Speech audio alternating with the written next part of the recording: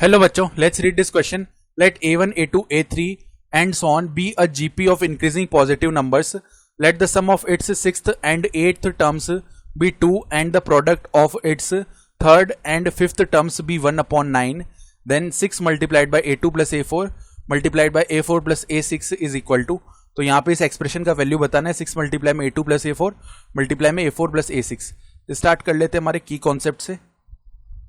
तो देखो जीपी के लिए क्या होता है, फॉर जीपी जो nth टर्म का फॉर्मूला यानी tn वो क्या होता है a r raise to power n minus one, जहां पे r कॉमन रेशियो होता है, n नंबर ऑफ टर्म्स होता है और a यानी कि फर्स्ट टर्म होता है. ठीक है, अब उसके बाद हमें बताया हुआ है कि इंक्रीजिंग पॉजिटिव नंबर्स की जीपी है. तो देखो इसके लिए r ग्रेटर देन 1 हो जाता है इंक्रीजिंग पॉजिटिव नंबर्स के लिए. ठीक है, और sum of sixth and eighth term हमें दिया हुआ है 2 के इक्वल, यानी t6 प्लस में t8 ये किसके इक्वल है, 2 के इक्वल. t6 का वैल्यू लिख लेते हैं, क्या आ जाएगा यहाँ पे a r raise to power 6 minus 1 यानी 5 प्लस में इधर क्या आ जाएगा a r raise to power 8 minus 1 यानी कि 7, ये किसके इक्वल है, 2 के इक्वल. यहाँ से अगर a r raise to power 5 हमने कॉमन कर लिया तो 1 प्लस में r स्क्वायर बचेगा विच इज इक्वल टू 2. इसको स्क्वायर कर लेते हैं तो a square r raise to power 10 1 plus r square का स्क्वायर इज इक्वल टू 2 का स्क्वायर 4. इसको इक्वेशन 1 बोल दिया हमने. ठीक है, उसके बाद में बताया हुआ है कि product of third and fifth term is 1 upon 9. तो t3 मल्टीप्लाई में t5 is equal to 1 upon 9 है. t3 का वैल्यू आ जाएगा a r raise to power 3 minus 1 यानी 2 मल्टीप्लाई में यहाँ पे a r raise to power 4 is equal to 1 upon 9 बन गया. तो ये कितना हो जाएगा, a square r raise to power 6 is equal to 1 upon 9, ये टर्म आ रहा है. ठीक है, इसको इक्वेशन 2 बोल लेते हैं. अब हम क्या करेंगे, इक्वेशन 1 डिवाइडेड बाई इक्वेशन 2. तो यहाँ से क्या बना, a square r raise to power 10 multiply में 1 प्लस आर स्क्वायर का होल स्क्वायर होल अपॉन में a square r raise to power 6 is equal to, यहाँ पे देखो 4 अपॉन में 1 अपॉन में 9 यानी कि 9 ऊपर आ गया. a स्क्वायर से a स्क्वायर डिवाइड हो जाएगा, r रेज टू पावर 4 बच गया मल्टीप्लाई में कितना होगा 1 प्लस में r स्क्वायर का whole square is equal to 36. अब दोनों तरफ स्क्वायर रूट लेंगे तो r स्क्वायर मल्टीप्लाई में 1 plus r square is equal to कितना आ जाएगा, यहाँ पे अगर स्क्वायर रूट कर लेंगे तो जो वैल्यू है वो कितनी आएगी, प्लस माइनस 6 आ रही होगी.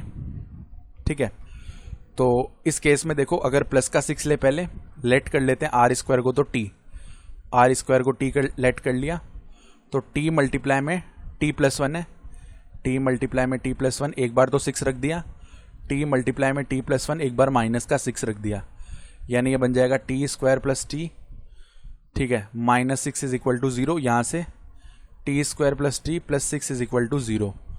अब यहाँ से मिड टर्म स्प्लिट करते हैं, t स्क्वायर प्लस में 3t minus 2t minus 6 is equal to 0.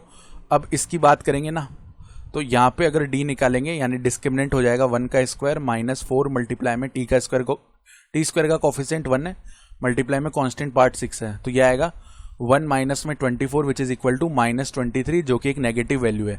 तो डिस्क्रिमिनेंट जब नेगेटिव हो और टी स्क्वायर का कोफिशिएंट पॉजिटिव है तो हम क्या देख पा रहे हैं कि यहाँ पे ये जो क्वाड्रेटिक पॉलिनोमियल है T square plus T plus 6 ये कभी 0 नहीं होगा. इसका मतलब इसके लिए कोई सॉल्यूशन नहीं आएगा, ये हमेशा पॉजिटिव आ रहा होगा. ठीक है, तो यहाँ से में कोई सॉल्यूशन ऑब्टेन नहीं होगा, तो हम इसी से कंटिन्यू करते हैं. टी कॉमन कर लिया, टी प्लस 3 बचा, माइनस 2 कॉमन कर लिया, टी प्लस 3 बचा इज इक्वल टू 0. अब अगर इधर से t प्लस 3 को कॉमन कर लिया, t माइनस 2 बच जाएगा is equal to 0. t plus 3 को 0 रखा तो t is equal to minus 3 आया, t माइनस 2 को 0 रखा तो t इज इक्वल टू 2 आया. अब आर स्क्वायर रख देते हैं t की जगह, तो r square is equal to minus 3, r square is equal to 2. अब आर स्क्वायर का वैल्यू नेगेटिव तो आ नहीं सकता, तो ये हमने रिजेक्ट कर दिया, r square is equal to 2 आ रहा होगा. अब हमें ये भी पता है r जो है ग्रेटर देन 1 है, तो r जो है वो कितना आएगा, रूट टू ही आएगा, माइनस रूट 2 नहीं आने वाला, क्योंकि r ग्रेटर देन 1 है, ऑलरेडी हमें पता है ये बात. ठीक है, अब r का वैल्यू आ चुका है, तो हम क्या करते हैं, हमें क्या निकालना है वो देख लो. 6 मल्टीप्लाई में a2 प्लस में a4 मल्टीप्लाई में यहाँ पे a4 प्लस में a6 है.